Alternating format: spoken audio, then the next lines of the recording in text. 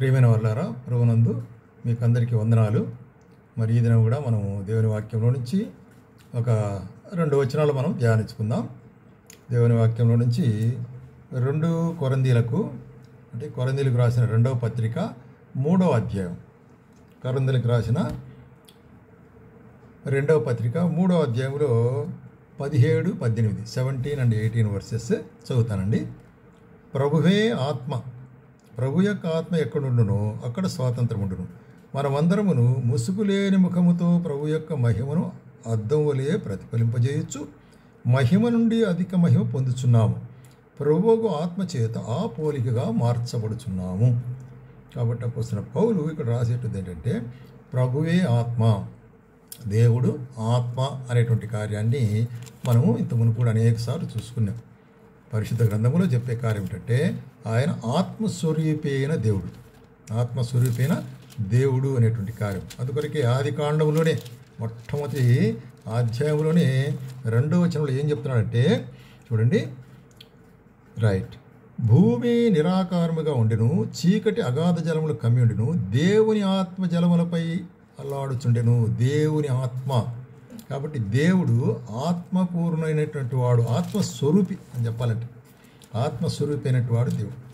అందుకొరకే మనము మరి యోహాను సువార్త కూడా యేసు ప్రభు ఏం చెప్తున్నాడు, యేసు ప్రభువే ఈ లోకములో ఉండేటప్పుడు మరి ఇక్కడ సమరయ స్త్రీతో ఒక మాట చెప్తున్నాడు. 4వ అధ్యాయం ఏమంటాడు, 24వ వచనంలో, దేవుడు ఆత్మ కనుక ఆయన్ను ఆరాధించువారు ఆత్మతోనూ సత్యముతోనూ ఆరాధింపవలను.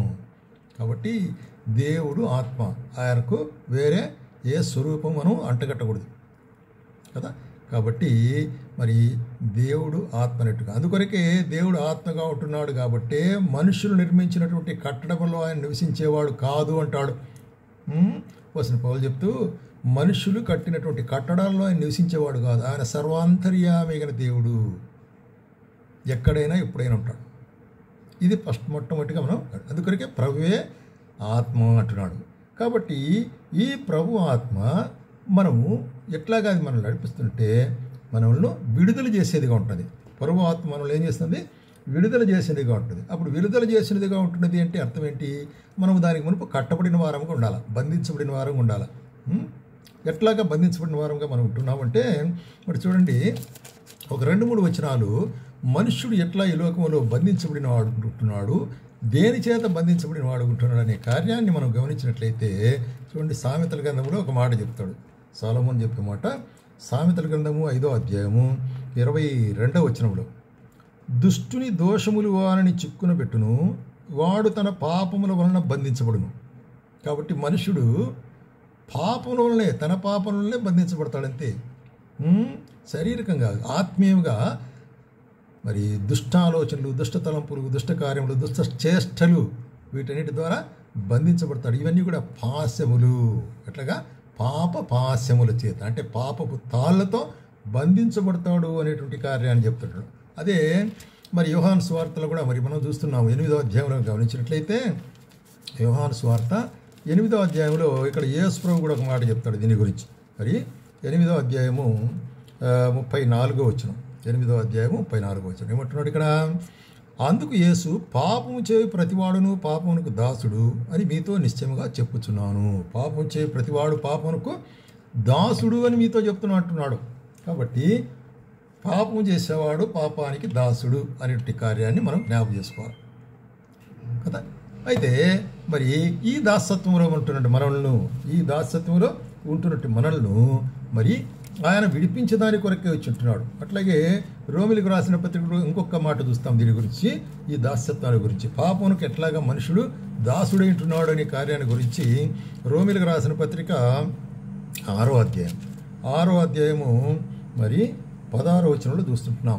ఏం గమనిస్తున్నామంటే, చూడండి, లోబడుటకు దేనికి మిమ్మును మీరు అప్పగించుకుందరో, దాసులుగా అప్పగించుకుందరో, అది మీ చావు నిమిత్తమే కానీ నీతి నిమిత్తమే కానీ దానికి లోబడి దానికి దాసులవుదురు. కాబట్టి మనము ఏ అలవాటుకు, ఏ కార్యమునకు, ఏ విషయానికి మనము మరి అలవర్చుకుంటామో అది మరి ఏ చెడ్డ కార్యమైనా, ఏ మంచి కార్యమైనా దానికి మనం దాసులం. కాబట్టి దాసుడు అంటే అర్థం ఏంటంటే, ఏదైనా ఒకదానికి మరి అలవాటు పడిన వాడుగా ఉంటున్నాడు. కాబట్టి మనము పాపపు దాస్యత్వంలో ఉంటున్నాము అనేటువంటి కార్యం. అట్లాగైతే అటువంటి పాపపు దాస్యత్వంలో ఉండే వారిని విడిపించడానికి కొరకే ఆత్మ అయిన దేవుడు మరి ఏం చేస్తున్నాడు, మన కొరకు ఒక మార్గం ఏర్పరిచినాడు. అందుకొరకే ఇక్కడ యెషయా గ్రంథంలో ఏమంటాడంటే ఆత్మ అయిన దేవుని యొక్క ప్రవచనం ఇక్కడ చెప్పబడుతున్నది. 61వ అధ్యాయంలో ప్రభువు యెహోవా ఆత్మ నా మీదికి వచ్చినది. యెషయా ఏం చెప్తాడు, ప్రభువు ఆత్మ యెహోవా ఆత్మ నా మీదికి వచ్చుంటున్నది, ఎందుకొరకు దీనులకు సువార్త ప్రకటించుటకును యెహోవా నన్ను అభిషేకించను. కాబట్టి సువార్త ప్రకటించడానికి కొరకే దేవుడు నన్ను అభిషేకించుంటున్నాడు అనే కార్యాన్ని చూస్తున్నాం. కాబట్టి నేను దేవుని యొక్క అభిషేకం పొందింటున్నాను, సువార్త ప్రకటించేదాని కొరకే అనేటువంటి కార్యాన్ని మరి ఇక్కడ యెషయా మనకు చెప్పే కార్యం చూస్తున్నాం. ఏమిటి సువార్త? ఈ సువార్తే ప్రభుని యేసుక్రీస్తు ఏ విధంగా మరి దేవాదేవుడు మానవ రూపంలో ఈ లోకానికి వచ్చినాడు. ఆయన మనుషుల పాపల కొరకై మరి అన్ని పాపల కొరకై ఆయన సిలువలో మరి ఎంతో కఠినంగా మరి బాధింపబడి ఇక్కడ దూషించబడి మరణించినాడు, భూస్థాపన చేసినాడు, తిరిగి లేచినాడు. ఇది సువార్త. ఆయన నమ్ముట ద్వారా మన పాపం నుంచి మనకు విడుదల కలుగుతుంది అనేటువంటి యొక్క సువార్త.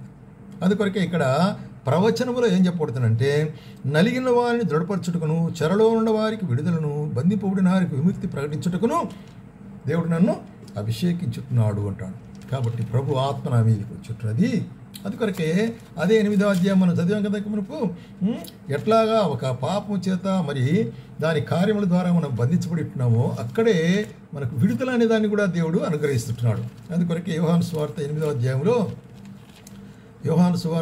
అధ్యాయంలో మనం గమనించేది ఏంటంటే 32వ వచనములో రైట్ 31. కాబట్టి యేసు తనను నమ్మిన యూదులతో ఇట్లా అన్నాడు, మీరు నా వాక్యముందు నిలిచిన వారైతే, అంటే నా మాటను మీరు నమ్మితే అప్పుడు సత్యము మిమ్మల్ని స్వతంత్రులుగా చేయను. కాబట్టి ఎవరు స్వతంత్రులుగా చేస్తారు? సత్యము అంటే యేసుక్రీస్తు. నా మాట నమ్మిన వాడు స్వతంత్రుడవుతాడు, పాప దాస్యము నుంచి విడిపించబడతాడు అనేటువంటి కార్యం కదా. కాబట్టి ఎవరైనా యేసుక్రీస్తునలా వాడు స్వతంత్రుడిగా ఉంటున్నాడు, నూతన సృష్టిగా ఉంటున్నాడు అనే కార్యాన్ని జ్ఞాపకం చేస్తాం. అందుకొరకే ప్రభువే ఆత్మ ద్వారా మనకి ఏమి కలిగింది? స్వతంత్రము కలిగింది. దాస్యులుగా ఉంటే మనకు స్వతంత్రము కలిగి ఉంటుంది. స్వతంత్రము కలిగిన వారికి ఇక్కడ మనకు ఏమనుగ్రహిస్తున్నాడు? ఆత్మీయమైన దృష్టిని ఇస్తున్నాడు దేవుడు. శారీరకంగా చూసేటువంటి దృష్టి కాదు, ఆత్మీయమైనటువంటి ఒక దృష్టి, ఆత్మ ద్వారా సంగతులను గ్రహించినటువంటి ఒక దృష్టి. ఉదాహరణకు మత్తయి సువార్త 5వ అధ్యాయం 8వ వచనంలో ఏమంటాడు ఇక్కడ, హృదయ శుద్ధి గలవారు ధన్యులు, వారు దేవుని చూచెదరు. హృదయ శుద్ధి గలవారు ధన్యులు, హృదయంలో శుద్ధిగా ఉండేవాళ్ళు దేవుని చూస్తారు. అంటే ఆత్మనేత్రములు దేవుడు అనుగ్రహిస్తాడు. కాబట్టి శుద్ధ హృదయం అనేటువంటిది చాలా ప్రాముఖ్యమైనటువంటిది. ఎవరు చెప్పినప్పటికీ కూడాను శుద్ధమైనటువంటిది, మన హృదయం శుద్ధిగా ఉంటే అది పరమాత్మని చూడగలదు అనేటువంటి కార్యాన్ని అందరూ కూడా చెప్తారు. కాబట్టి ఇక్కడ దేవుని వాక్యంలో కూడా ఇదే చెప్పబడుతున్నది. అంత మాత్రం కాకుండా యేసు ప్రభు ఇంకొక మాట మరి ముందుకు వెళ్ళి చెప్తాడు. ఏంటంటే మరి యోహాను సువార్త 14వ అధ్యాయంలో మనం గమనిస్తున్నాము. యోహాను సువార్త 14వ అధ్యాయంలో మరి ఇక్కడ ఏమంటున్నాడు యేసు ప్రభు 18వ వచనం 19వ వచనం, 14వ అధ్యాయము 18, 19 వచనాలు చూసినట్లయితే చూడండి, మిమ్మును అనాథలుగా విడువను, మీ వద్దకు ఒత్తును, కొంతకాలమైన తర్వాత లోకం మరి ఎన్నడూ చూడదు, మీరు నన్ను చూతురు. ఆయనలో ఉన్నవారు ఆయన చూతురు, లోకమైతే నన్ను చూడదు. నేను వెళ్ళిపోతుంటున్నాను, నేను సిలువ మరణించి భూస్థాపన చేసి పునరుత్థానమై నేను పరలోకానికి వెళ్ళిపోతున్నాను, అయితే మీరు నన్ను చూస్తారు అనేటువంటి కదా. ఎందుకంటే నేను నా తండ్రి యందును, మీరు నా యందును, నేను మీ యందును ఉన్నాము. కాబట్టి ఆయనలో ఉన్నవారు ఎటువంటిది? ఆత్మీయమైన దృష్టిని పొందిన వారు ఉంటారు. ఆత్మీయ దృష్టిని పొందిన వారు ఆయన్ను చూడగలిగిన వారు ఉంటారు. కాబట్టి ఈ ఆత్మ ఏం చేస్తుంది? మనకు సహాయం చేస్తున్నది. అదే 16వ అధ్యాయంలో కూడా చూస్తే 16వ అధ్యాయం 13వ వచనంలో చూస్తున్నాం. ఇక్కడ యోహాను సువార్త, సత్యస్వరూపైన ఆత్మ వచ్చినప్పుడు ఆయన మిమ్మల్ని సర్వసత్యంలోనికి నడిపించినట్టాడు. కాబట్టి యేసుక్రీస్తు ప్రభు ఆరోహణ అయిన తర్వాత సత్యస్వరూపైన ఆత్మ లేక ఆదరణకర్తను పంపిస్తున్నాడు. ఆ ఆత్మ వచ్చినప్పుడు దేవుని ఆత్మ మనకేం చూపిస్తాడంట? సర్వసత్యంలోనికి తాను నడిపించేవాడు ఉంటున్నాడు. కాబట్టి ఇది ఆత్మీయమైన దృష్టి. ఈ ఆత్మీయమైన దృష్టి మనకేం చేస్తుంది? It will enlighten hour internal ice, అంటే మన అంతరంగికమైనటువంటి దృష్టిని మనకు ప్రసాదించేదిగా ఉంటున్నది. మన అంతరంగిక దృష్టి కదా. చూసినట్లయితే దాన్ని ఏమంటారంటే మనోనేత్రములు అంటాడు. మనోనేత్రములు. అందుకొరకే ఎఫెసీయులకు రాసిన పత్రిక 1వ అధ్యాయము 17వ వచనంలో, మరియు మీ మనోనేత్రములు వెలిగింపబడినందున ఆయన మిమ్మల్ని పిలిచిన పిలుపులన నిరీక్షణ ఎట్టిదో మీరు తెలుసుకున్నారా, పరిశుద్ధులలో ఆయన స్వాస్థ్యం ఎట్టిదో మీరు తెలుసుకుంటారు. కాబట్టి యేసు ప్రభువును పిలిచిన పిలుపు యొక్క నిరీక్షణ స్వాస్థ్యము తెలుసుకోవాలంటే మన అంతరంగిక నేత్రాలు లేక మనోనేత్రాలు తెరవబడాలి. అది ప్రాముఖ్యమైనది. అప్పుడే మనం ఏం చూస్తాము, ఆ దివ్యమైనటువంటి దేవుని కార్యాలు మనం చూస్తున్నాం, ఆత్మీయ కార్యాలు మనం చూడగలిగే వాళ్ళనుకుంటున్నాము. అందుకొరకే మనం ఏం చూస్తున్నామంటే ఏప్రిల్కి రాసిన పత్రిక 11వ అధ్యాయంలో అక్కడ మోషే మరి ఏం చూస్తున్నాడంట, మోషే 11వ అధ్యాయం 27వ వచనంలో మోషేని గురించి ఒక మాట చెప్పబడుతుంది. 27వ వచనం, విశ్వాసమును బట్టి అతడు అదృష్టమైన వాడిని చూస్తున్నట్టు, విశ్వాసమును బట్టి. కాబట్టి అదృశ్యమైనది కనిపించనిది చూడాలంటే ఏం కావాలా, విశ్వాసము, విశ్వాస నేత్రం అవసరము. చూస్తూ ఏం చేశాడంట, చూస్తున్నట్టు స్థిరబుద్ధి గలవాడై రాజాగ్రహమునకు భయపడక ఐగుప్తుని విడిచిపోయాను. అది మోషే యొక్క కార్యం. కాబట్టి మనకు ఇంటర్నల్ అంటే మనోనేత్రాలు తెరవబడటం ద్వారా మనం దేవుని యొక్క దృష్టిని పొందేవాలనుకుంటాం. కాబట్టి ఎప్పుడైతే మనము దేవుని దృష్టిని మనం పొందుతామో అప్పుడు ఆయన మహిమను మనం చూస్తాం. కాబట్టి దేవుని యొక్క మహిమను మనం చూసేవాలనుకుంటున్నాం. కాబట్టి మన యొక్క దేవుని యొక్క మహిమ ఎటిదిగా ఉంటుంది అనేది అక్కడ 2 వచనాలు మనం చూసుకుందాం. నిర్గమాకాండంలో 24వ అధ్యాయంలో మరి ఇక్కడ దేవుని మహిమల గురించి ఇక్కడ మరి చెప్పబడుతున్నది. 24వ అధ్యాయము 17వ వచనం. రైట్.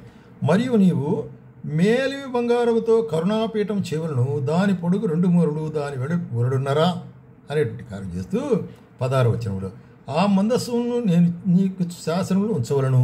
ఆ కరుణాపీఠం మీద ఏముంటుందంటే మరి చూసినట్టయితే 22వ వచనం, అక్కడ నేను నిన్ను కలుసుకొందును కదా, శాసనం మధ్యలో నిన్ను కలుసుకొందును అనేటువంటి కాదు. కాబట్టి ఆ యొక్క కరుణాపీఠం మీద ఏమొస్తుంది ఇక్కడ చూసినట్టయితే యెహోవా మహిమ మరి అక్కడ దిగేదిగా ఉంటుంది. ఈ కరుణాపీఠం అనేటువంటిది దేవాలయంలో లేక పరిశుద్ధ ఆలయంలో ఉండేదిగా ఉంటుంది. అక్కడ దేవుని యొక్క సన్నిధి. కాబట్టి ఆయన మహిమ దానితో నింపినప్పుడు మహిమ గొప్ప వెలుగు. అందుకొరకే 24వ అధ్యాయము 16వ వచనంలో కూడా మనం గమనించినట్లయితే ఏమంటున్నాడంటే ఇక్కడ యెహోవా మహిమ సీనాయి కొండ మీద నిలిచెను. దేవుడు మోషేను సీనాయి కొండ మీదకి రమ్మన్నాడు. ఎందుకు? ఆ 10 ఆజ్ఞలు ఇచ్చి ప్రజలకు ఏ ఆజ్ఞలు బోధించాలని మాట్లాడేదాని కొరకే మోషేతో నేరుగా. అప్పుడు మోషే కొండ ఎక్కిపోయినప్పుడు ఆయన మహిమ కొండంతా కూడా నిండిందట. కాబట్టి ప్రజల దగ్గర సమీపించలేకపోయినారు ఆ వెలుగుకు. ఎంతోటి గొప్ప మహిమ అంటే అదే దేవుని యొక్క మహిమ. అందుకొరకే మనము మరి ఆ అపోస్తుల కార్యములు 7వ అధ్యాయంలో కూడా చూసినట్లయితే దేవుని యొక్క మహిమను నేను చూస్తున్నట్టున్నాడు స్టెఫను. దేవుని యొక్క మహిమను నేను చూస్తున్నాను, పునరుత్థానమైన ప్రభు ఆయన కుడి పక్కలకు నిలబడినట్టు నేను చూస్తున్నా అంటున్నాడు. దేవుని మహిమ ఎవరు చూడలేనటువంటిది, ఎవరు సమీపింపజేయాలని గొప్ప తేజస్సులో నివసించేటువంటి దేవుడు. దేవుని మహిమ, the brightest light, Shekinah light, super natural light this. అంటే ప్రకృతికి అంటే అధికమైనటువంటి కాదు వెలుగు. అందుకొరకే అపోస్తలుడైన పౌలు దమస్కు వెళ్ళే మార్గంలో మధ్యాహ్నంలో దమస్కు వెళ్తున్నాడు సౌలు, ఇంకా 5 కలిసి సైనికులు పిలుచుకొని. వెంటనే అక్కడ దేవుడు ప్రత్యక్షమైనాడు. ఎక్కడ? మరి యేసుక్రీస్తు ప్రభు ప్రత్యక్షమైనప్పుడు గొప్ప వెలుగు కలిగింది. ఎప్పుడు? మధ్యాహ్నంలో వెలుగు కలిగింది. బాగా గమనించాలా, మధ్యాహ్నంలో ఆల్రెడీ సూర్యుని వెలుగు ఉంటుంది. అయితే ఈ వెలుగు ఆ వెలుగును అధిగమించి ఆ వెలుగు కలిగి వెంటనే సౌలు ఏమైపోయినాడు, గుర్రం మీద నుంచి పడిపోయినాడు కింద.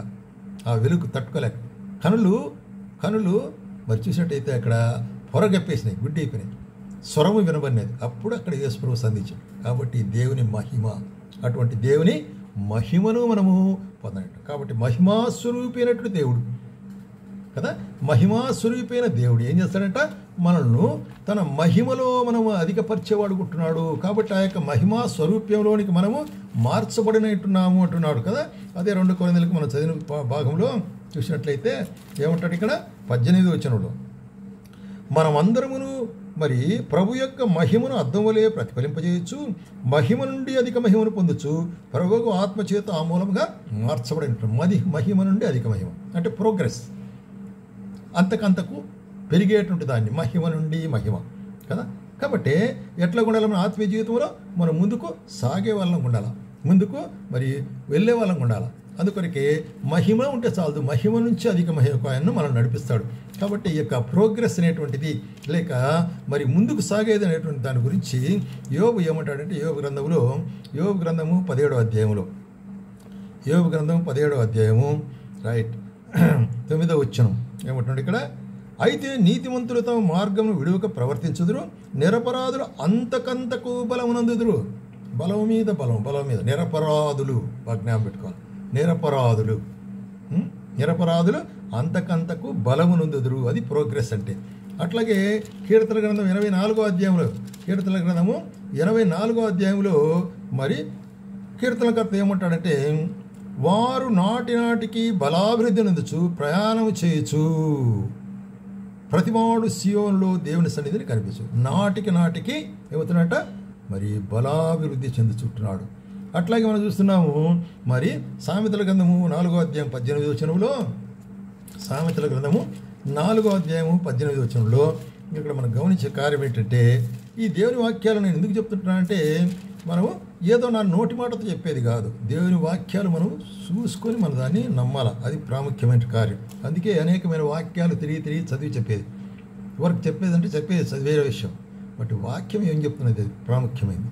4:18 ఏమంటున్నాడు ఇక్కడ, పట్టపగల వరకు వేకో వెలుగు తేజరిల్లునట్లు నీతిమంతుల మార్గం అంతకంతకు తేజరిల్లును. కాబట్టి నీతిమంతుల మార్గం ఎట్లుంటుందంట, అంతకంతకు తేజరిల్లును. అదే దీన్ని ఇక్కడ చెప్తున్నాడు. ఏం చెప్తున్నాడు ఇక్కడ, ఆయన మహిమ నుండి అధిక మహిమ పొందొచ్చు, మనం ఆఖరికి ఏమవుతాము, ఆయన వలె మార్చబడతాము. ఇది అక్కడ అపోస్తలుడైన పౌలు కొరింథీయుల నుండి సంఘానికి రాసింది. కాబట్టి మనం ఆయన మహిమను పొందిన వారమై ఆయన యొక్క మహిమలోనికి మార్చబడతాం. ఎందుకంటే దేవుడు ఆత్మ ఇంటున్నాడు, ఆత్మస్వరూపైన దేవుడు మనను కూడా మరి ఆత్మీయమైనటువంటి మరి దర్శనమిచ్చి, ఆత్మీయమైన మహిమను చూపించి, ఆత్మీయమైన మహిమలో మనం మరి ముందుకు సాగి ఆయన వలె మార్చబడతాము అనేటువంటి కార్యం. ఇది మనకి ఏమంటే ఒక నిరీక్షణ అనేటువంటి. కాబట్టి ప్రియమైన వాళ్ళారా, యేసు ప్రభునందు నీవు విశ్వసించిన వారివైతే నీకు కూడా ఇటువంటి ఆధిక్యత ఉంటున్నది. మనము ఆరాధించు దేవుడు మరి ఆయన ఆత్మ ఇంటున్నాడు. అందుకొరకే మనం ఏ స్వరూపాన్ని మనం పెట్టుకోం. మనిషి స్వరూపం కానీ లేక ఎవరైనా చెప్తే ఏదో యేసుక్రీస్తు పటమండి దీనికి ఆరాధించండి, అది కూడా తప్పు. శిలువ పటము దీనికి ఆరాధించండి, అది కూడా తప్పు. ఏది లేదు. ఆయన ఆత్మస్వరూపైన దేవుడు, నిరాకారుడు, ఆత్మస్వరూపైన దేవుడు, మహిమలో వెలుగులో నివసించేవాడు. ఆ మహిమ వెలుగు ఎటువంటిదంటే ఈ ప్రకృతిలో అన్ని వెలుగుల కంటే గొప్ప వెలుగు. అటువంటి మహిమలో నివసించే దేవుణ్ణి నువ్వు ఏదో ఒక బొమ్మగా చేసుకుంటే ఎట్లాగా? కాబట్టి ఆ మహిమలో నివసించే దేవుడు ఏమంటున్నాడు, ఈ మహిమను మీరు పొందినవారై మరి ఈ లోకంలో ఆయన కొరకు జీవించినట్లయితే మహిమ నుండి అధిక మహిమ పొందుతూ ఒక దినం మనము కూడా ఆయన మహిమలోనికి మార్చబడతాం. ఎంత గొప్ప శ్లాఘ్యత! ఆయన వలే ఉంటాం. ఇటువంటి గొప్ప ఆశీర్వాదాన్ని దేవుడు మనకు అనుగ్రహించడానికే మరి ఈ యొక్క వాక్య భాగాలు రాయించాడు. కాబట్టి మనం ఆయన అనుసరిస్తూ, ఆయన వాక్యం వెంబడిస్తూ, ఆయన మార్గంలో నడుస్తూ అటువంటి మహిమను పొంది మహిమను ఇతరులకు మరి ప్రకటిస్తూ ఆయన మహిమలోనికి మనం ప్రవేశించడం మనకు సహాయం చేయను కాక.